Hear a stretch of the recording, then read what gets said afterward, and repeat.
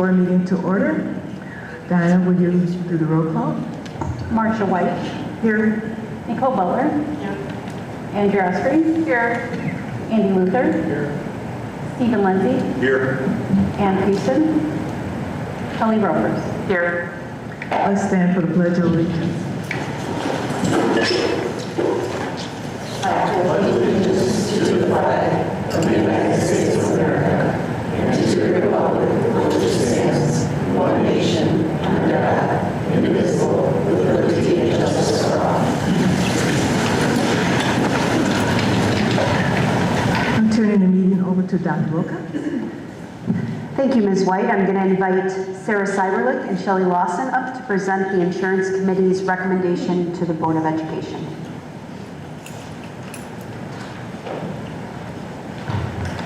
Hello, I'm Sarah Seiberlich. I'm a social worker in the district. So I represent that union, and Shelley Lawson represents the Teaching Assistants Union. So thank you for hearing us tonight. So currently we have a memorandum of understanding between the board and all 3 unions regarding a health insurance committee. The committee consists of two representatives from each of the 3 unions. And we've been meeting all year, as we have in the past couple of years, as well as 2 administrators and a board member. This MOU says that the committee is to have a proposal for the board to keep insurance costs for the board at no more than 103% of the previous year's plan.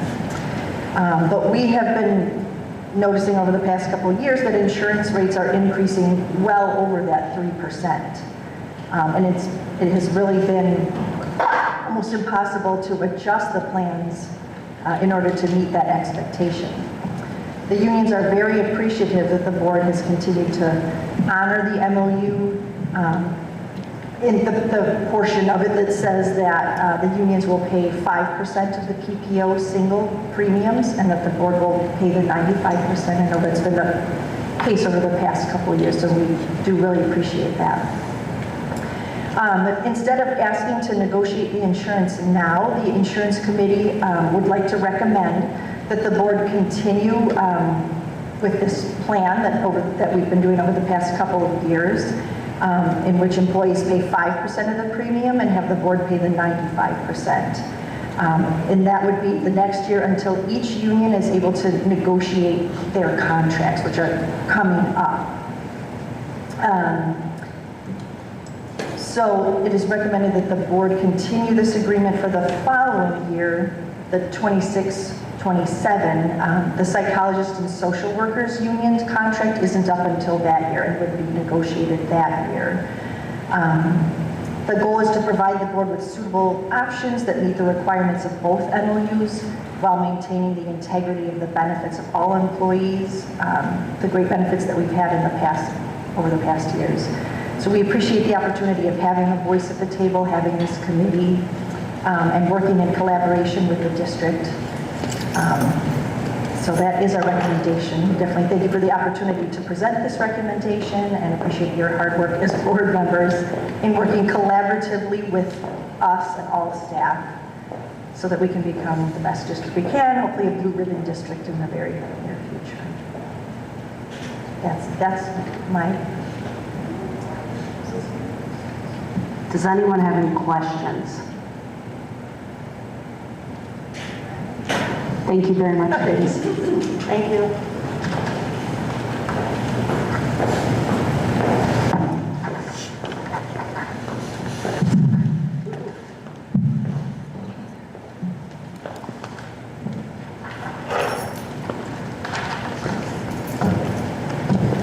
All right. Next, I just want to go through our student growth data presentation. So Ms. Griffiths is not here tonight. Her and Ms. Brito are actually at the NAVE conference doing recruiting to hopefully potentially hire more dual language teachers as well as EL teachers. So let's take a look at our district data for this school year.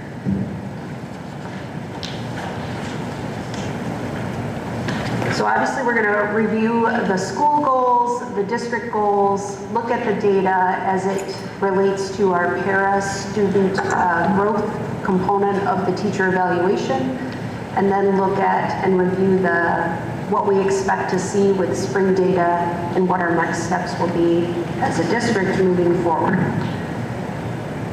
Relating it directly to the strategic plan, it would fall under students safe, valued, and challenged, and specifically under the priority area of ensure continued academic growth and achievement for all students.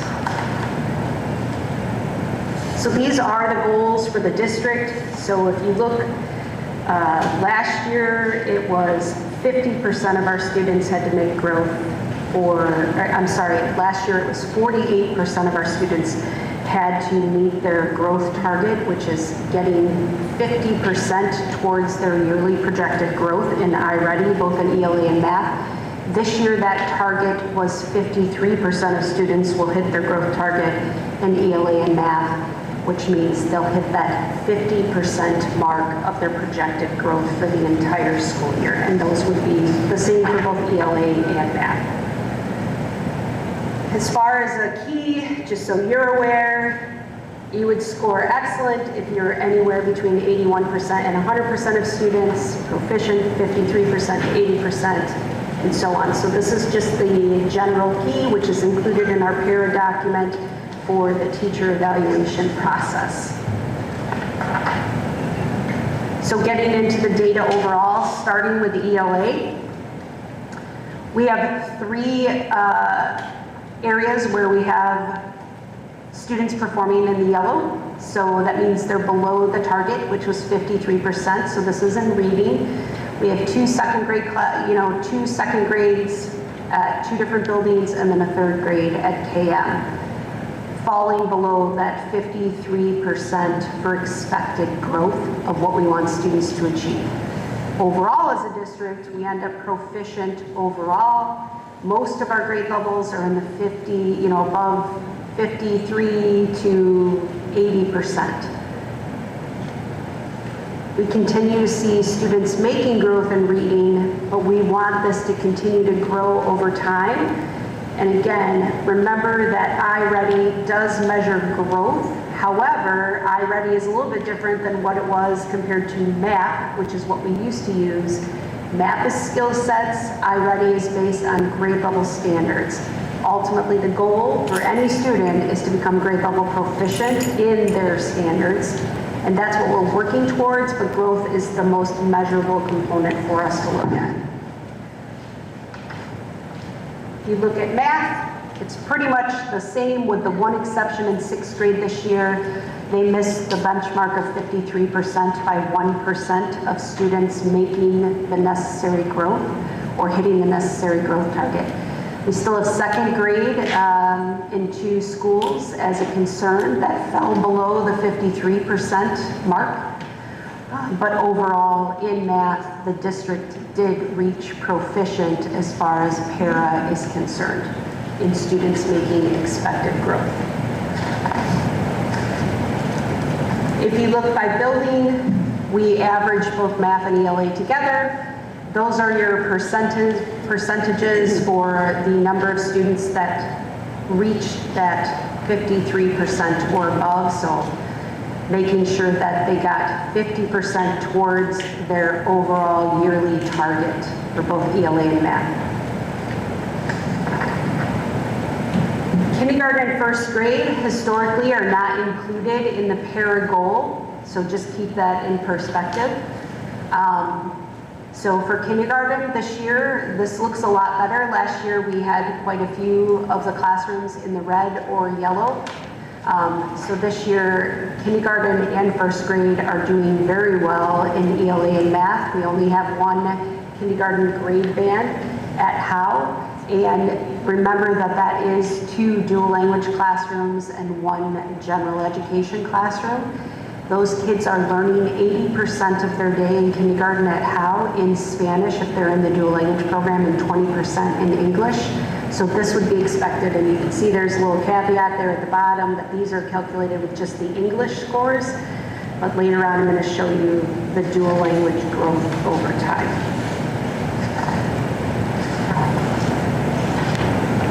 So Spanish reading iReady, so our students that are in the dual language program are tested both in English and Spanish, because ultimately the goal of the dual language program is to be biliterate and bilingual.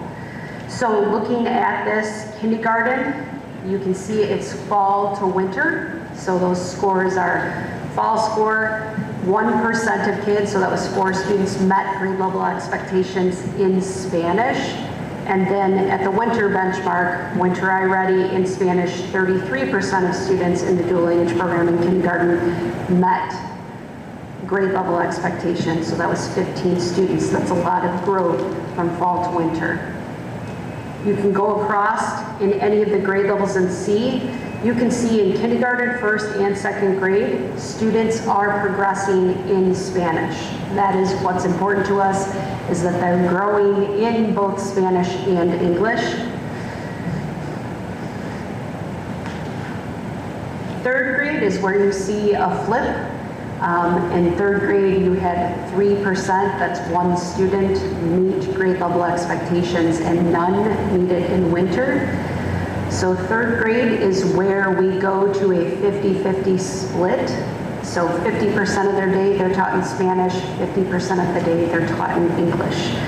This is an expected kind of slow in learning in Spanish because, again, kids are trying to learn 2 languages at the exact same time.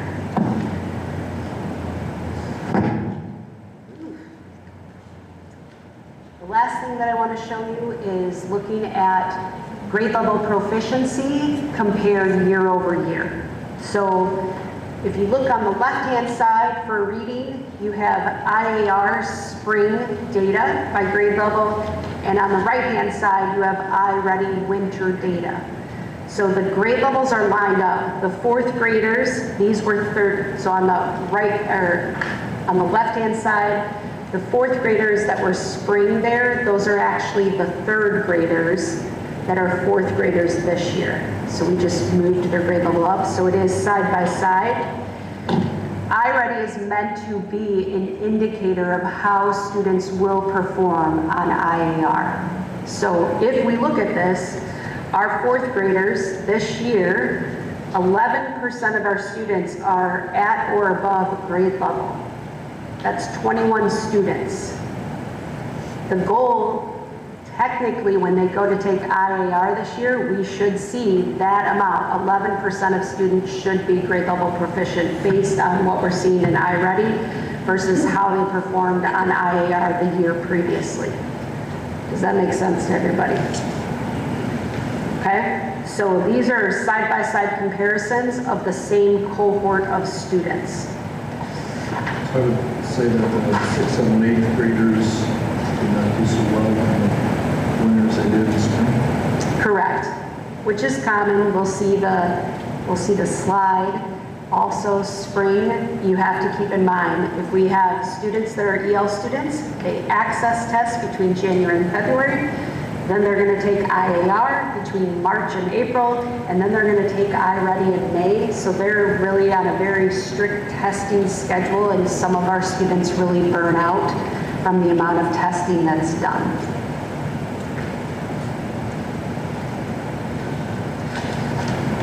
Any questions? That was ELA.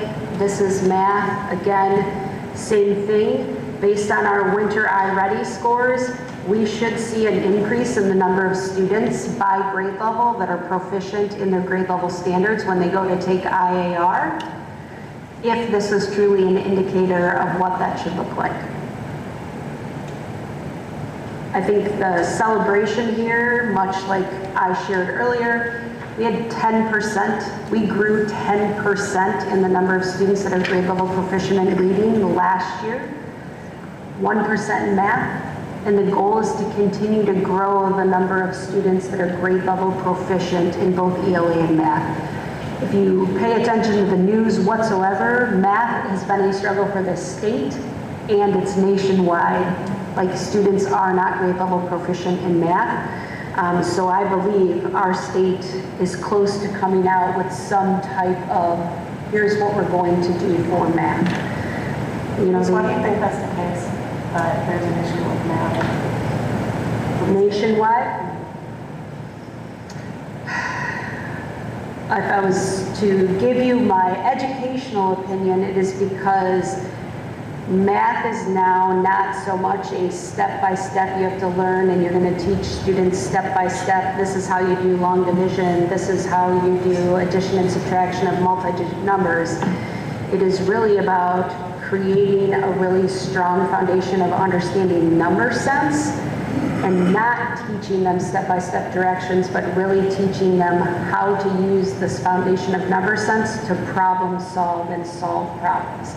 Because that's what they're experiencing on IAR. They have to not necessarily know the basics. They have to understand how to take their number sense foundation and transform that into problem solving in a given situation. That makes sense. So you think the state is going to look at something to help them with the critical thinking, problem solving skills? That's what I'm hopeful for. Obviously, the state over the last few years came out with, the science of reading and kind of a template of what they'd like to see, but they didn't mandate that for any school district.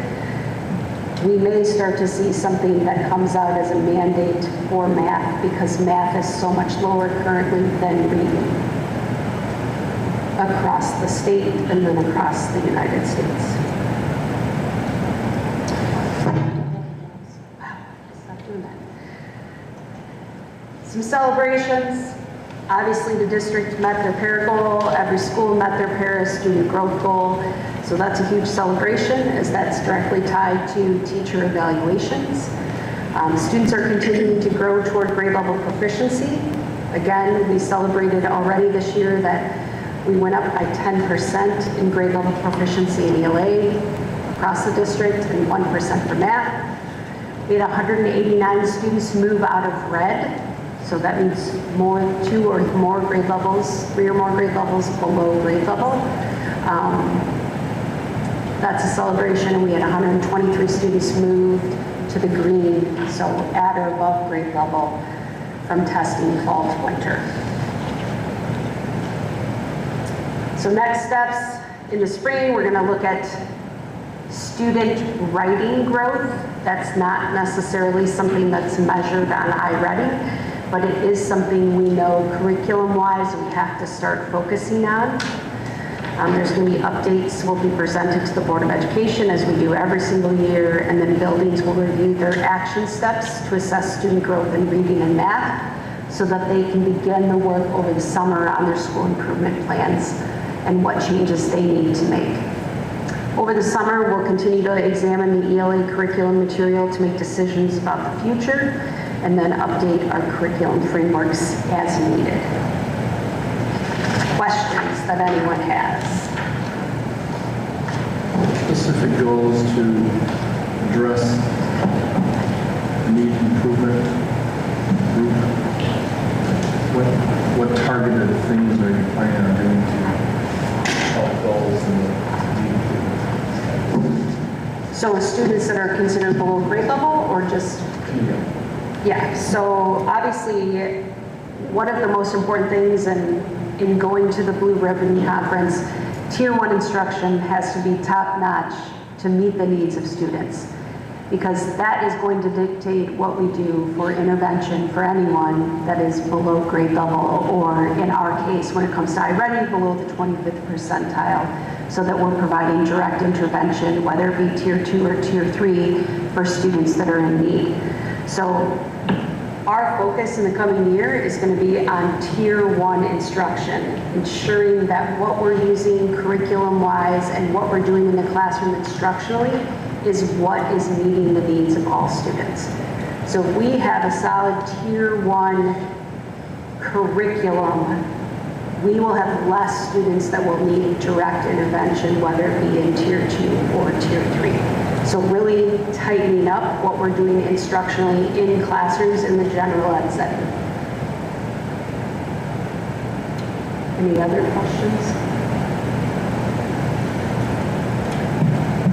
All right. The other thing that you guys have I believe in your packet is the proposed school calendar for the 25-26 school year.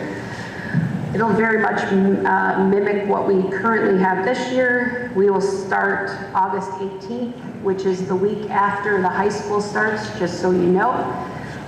Brought the proposed calendar to our union leadership. They feel that is the best starting time for staff and students, even though it is a week after the high school does start. The only updated change that we made is the last day of school, so June 1st. We're going to do a SIP day, so an early release day on that day, so the students would leave 2 hours early from each of the buildings. Are there any questions about the proposed school calendar?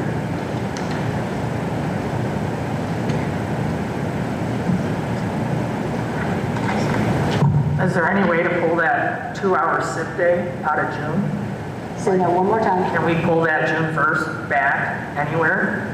Like, that's really hard for parents to have to come on the last Monday, like for a couple hours. Meaning, could we give a day up somewhere else in the year? Yes. Is there some other way to find those 2 hours in the year?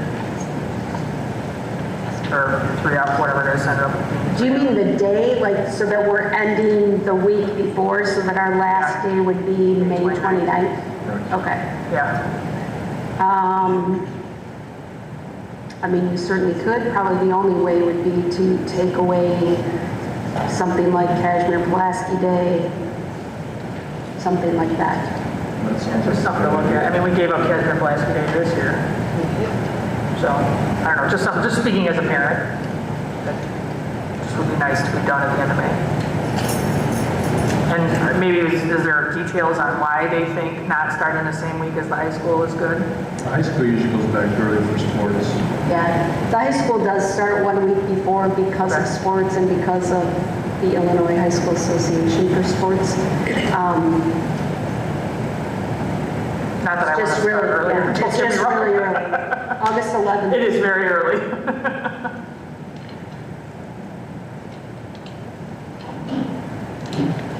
Anything else?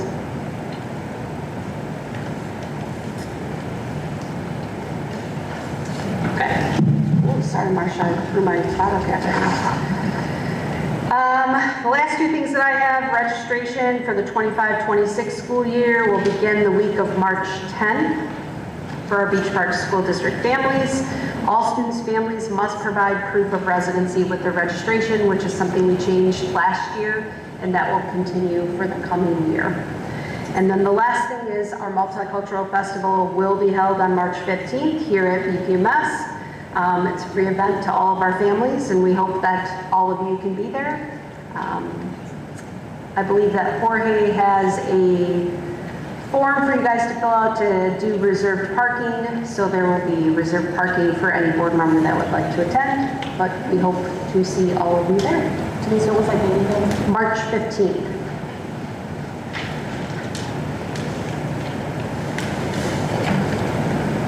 And that is all that I have for my superintendent report. Thank you, Dr. Wilcox. Do I have a motion to approve the agenda? So moved. Roll call. Stephen Leffy.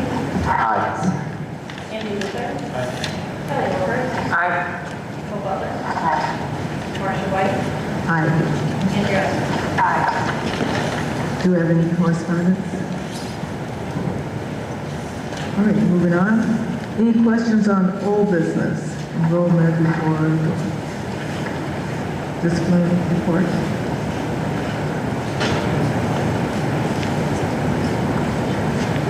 We'll move on to new business, long-range planning. Thank you. Long-range planning did meet this month. Hopefully you had a chance to read through Jose's maintenance report,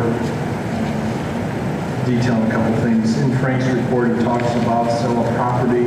We did go through the proper procedures listed. We did not have acceptable bids, and recommendation is to go out and list the property with a real estate agent. That's later on in our board packet. Also in our board packet is recommendation to buy the remaining RTU units, rooftop air conditioning heating units for VPNets. We are buying those through a co-op. We need to go ahead and get those on order now. Second phase that will be coming back to us later will be about installation. So installation is a separate line item, but do recommend that we go ahead and accept the proposals for the RTU units. Just FYI, and a couple of projects that we are working on, nothing to do tonight, but just for your information, are looking at Oak Crest parking needs, Oak Crest signage, specifically around the preschool, and what we might be able to do to help identify the facility in the back, and are looking at adding a sports shed to this facility. So some things that were in just initial stages of investigation, just wanted to be aware of. That's all I have for you. Finance Committee. Hi, good evening, everyone. Finance Committee met this evening. We discussed some of the things that we're going to be voting on during our board meeting today. Registration. You're talking to your mic. Oh, I am so sorry. I apologize for that. Please bend it. Good evening, everyone. Finance Committee met today at 5:30. We discussed some of the things that we're going to be voting on today. Registration fees for 2025 through 2026. We discussed the resolution authorizing the engagement of a real estate broker, amendment to the administrator's contract, Beach Park Middle School RTUs, which Andy just discussed, insurance update, and also the 5-year financial projections. We reviewed the monthly finance bills and approved the treasurer's report and bills, and that is all I have. Just a point of comment about registration fees. I say this every year. I feel bad that we keep quoting registration fees at the current levels and we don't increase them. I realize registration fees is a small part of our budget. It's not going to pay for much besides the paper that we use. But I feel if we're going to ask the taxpayers for more money, we really need to ask our parents for more money in registration fees. So I think it's time that we start raising the fees, even if it's a percent or two. That it just shows that we are not only relying on the taxpayers, but we're also relying on the parents.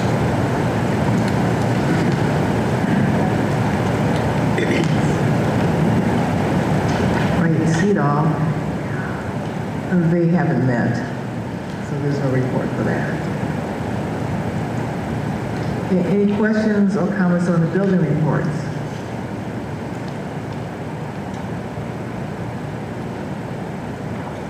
Right. Any comments on the department reports? Is Frank presenting on something? Yeah, that's gonna ask. Okay, Frank? Partially, sorry, I do have one comment on one of the department reports. I got my notes. I think it was an offer regarding AI. You know, everything is AI right now for a presentation. I don't know if it's going to be on the board, but I think I read that they were asking that if we wanted more information on it, that a presentation can be made. Yeah, it was in the technology report. So I don't know if you actually heard what. But I don't want it now. I was just saying, I mean, I didn't hear, I don't know if Michael heard, but didn't hear what you were actually saying. am I not speaking loud enough? I'm so sorry. I did an AI presentation. I do multiple presentations a year. I've written a book on the topic, and for the countywide PD for Lake County ROE, Shay and I, who I did last year, I did another set of sessions on AI tools in K-12 education and a few other things. That's what you're referencing? Yes, sir. That's what I'm asking for. That would be nice to have. So I don't know if we want to do it during a board meeting or maybe. I was going to say, so are you asking that you guys, you as the board, would like Micah to present to you on AI? We could definitely organize that at a future board meeting for sure. All right, that would be great.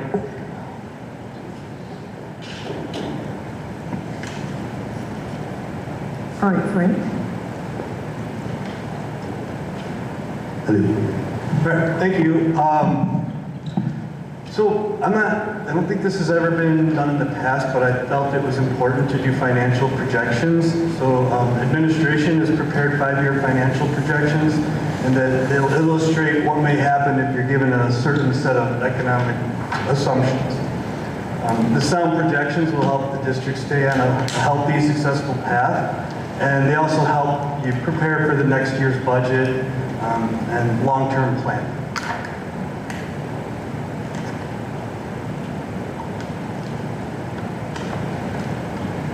Nothing Should I point? He has the figures.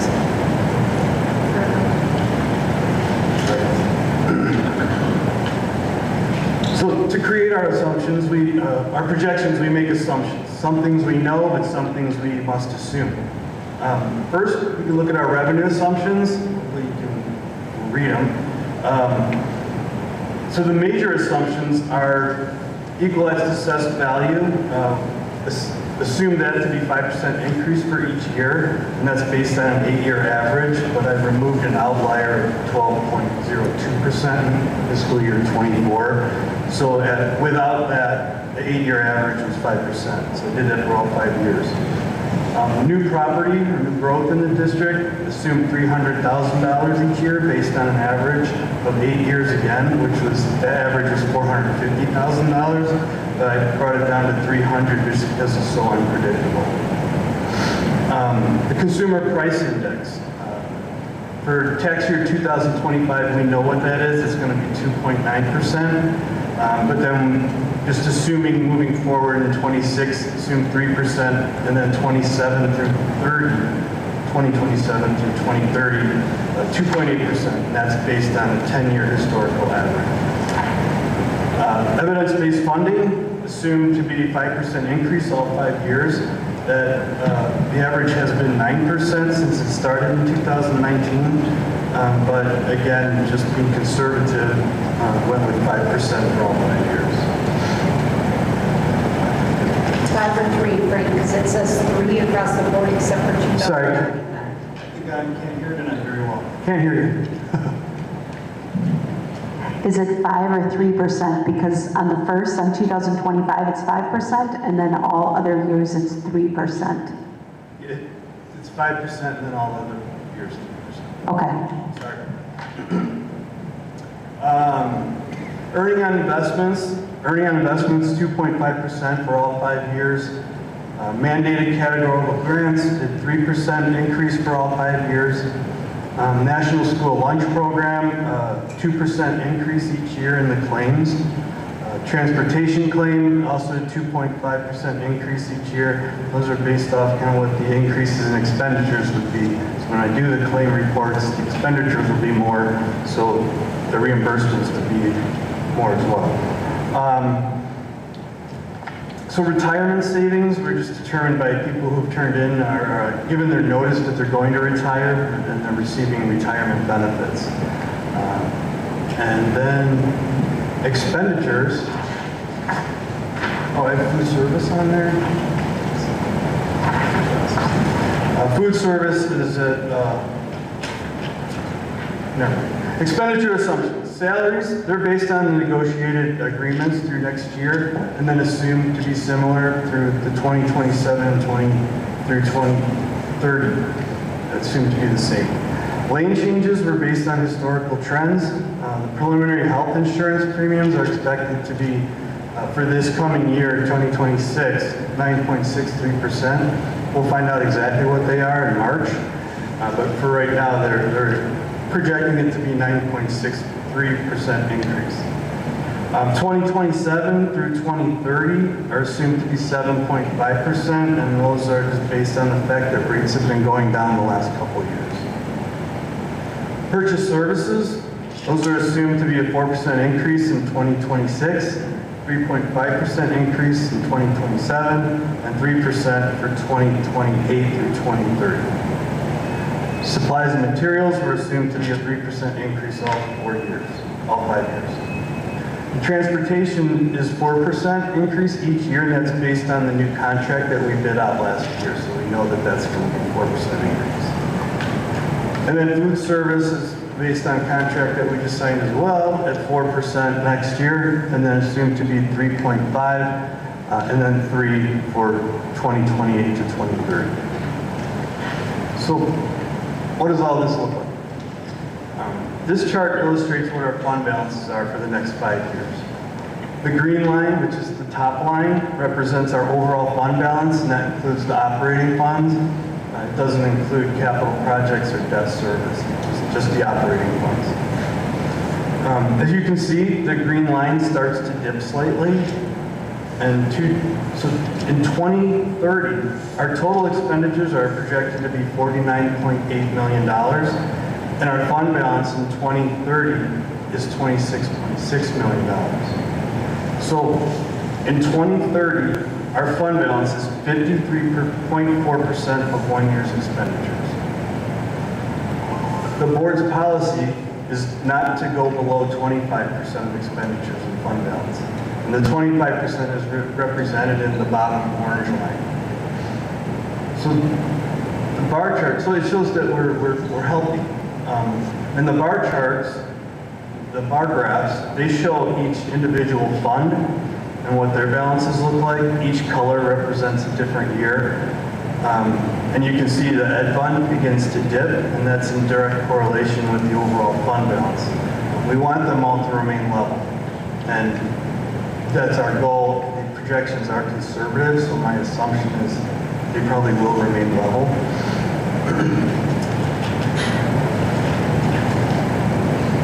So this chart shows the same information, but includes 5 years history. You can see the green line rising from 2020 to 2024, and that's mainly based because of evidence-based funding or state aid that started in 2019. That's really helped the district a lot. It's helped the district's financial health, and it's actually 36% of our revenue.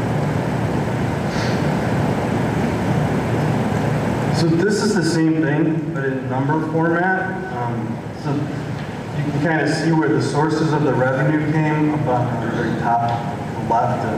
Probably hard to read, but local, state, and federal. And then you can see where the expenditure objects are, which would be salaries, benefits, purchase services, supplies, capital outlay, and other expenditures. So at the very bottom of the chart is kind of what's important. That's where you can see what the fund balance to expenditure ratio is, as well as how many months of fund balance would cover. So if we were to see no revenue, how many months could our fund balances cover us to keep going? So this just kind of shows percentage of revenue from different sources. It's just good to understand where the revenue comes from. You have 36% of it comes from evidence-based funding. 7% of it comes from grants through the state. 45% of it comes from property taxes. That's always the highest percentage of revenue is property taxes. 8% is federal, and 4% is from other local fees, such as other local, which is fees, rentals, corporate personal property replacement taxes, which are kind of like not property taxes, but they're for businesses. Since businesses don't have to pay property taxes, they do have to pay corporate personal property replacement taxes. And then this shows expenditures. Just nice to know where the major expenditures are. So 55% go to salary and benefits. 24% go to purchase services like transportation, food service, cleaning, utilities. Those are the biggest expenditures in purchase services. Purchase services are any service that we hire. If we hire someone to come in and fix something, that's a service. But the major ones are transportation, food service, cleaning. 4% is to supplies, and 6% is other. Other would include like debt, principal, and interest, professional development, tuition reimbursements, things like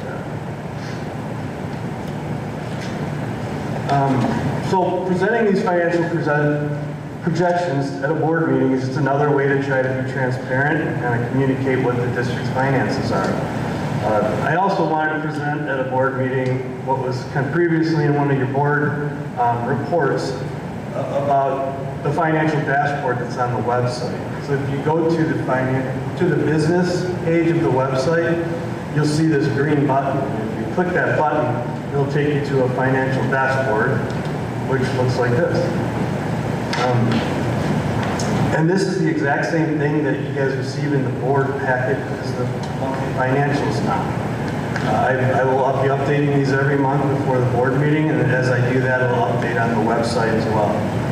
And on the dashboard, you can see what the revenue to year-to-date is, the expenditures year-to-date, and you can also see what that particular month was, so month-to-date as well, revenues and expenditures.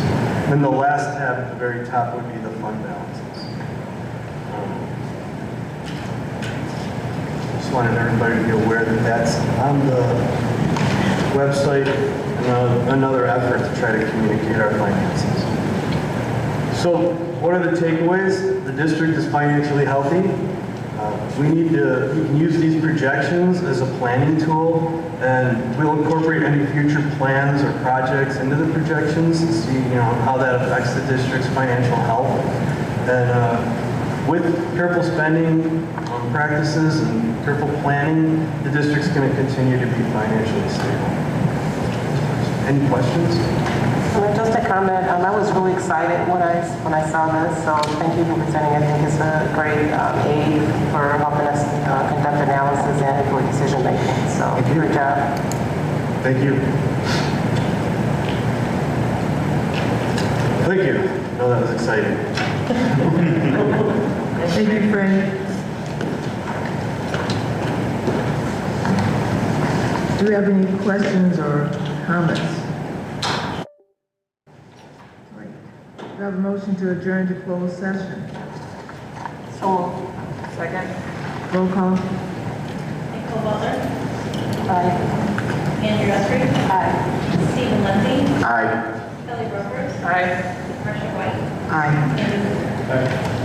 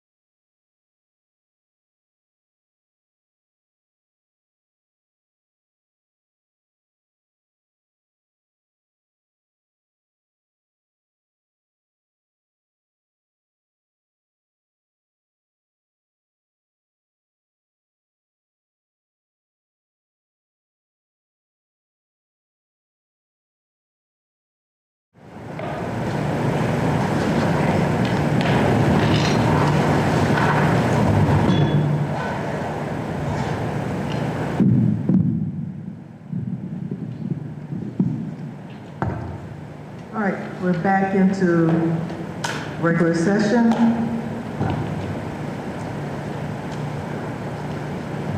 Do I have a motion to approve the consent agenda?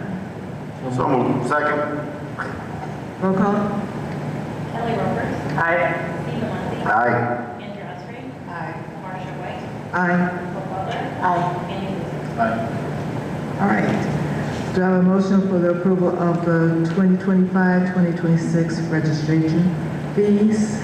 I will so move. Second. Roll call? Andy Luther. Aye.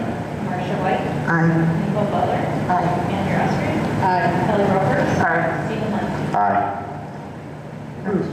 Do I have a motion for the approval of the resolution authorizing the engagement of a real estate agent? So moved. Second. Roll call? Andrew Osprey. Aye. Kelly Roberts. Aye. Stephen Lindsay. Aye. Nicole Butler. Aye. Marcia White. Aye. Andy Luther. Aye. Do I have a motion for the approval of the amendment to the administrator's 2024-2025 contract of employment? So moved. Second. Roll call? Nicole Butler. Aye. Andy Luther. Aye. Marcia White. Aye. Kelly Roberts. Aye. Andrew Osprey. Aye. Stephen Lindsay. Aye. Do I have a motion for the approval of Beach Park Middle School's RTU units? So moved. Second. Third. Roll call? Marcia White. Aye. Kelly Roberts. Aye. Andy Luther. Aye. Stephen Lindsay. Aye. Nicole Butler. Andrew Osprey. Now, here's the hardest one of all. Do I have a motion to adjourn the meeting? So moved. Roll call? Second. I didn't hear a second. I'll give a second. Andrew Osprey. Stephen Lindsay. I suppose. Kelly Roberts. Aye. Marcia White. Aye. Nicole Butler. Aye. Andy Luther. We have adjourned the meeting.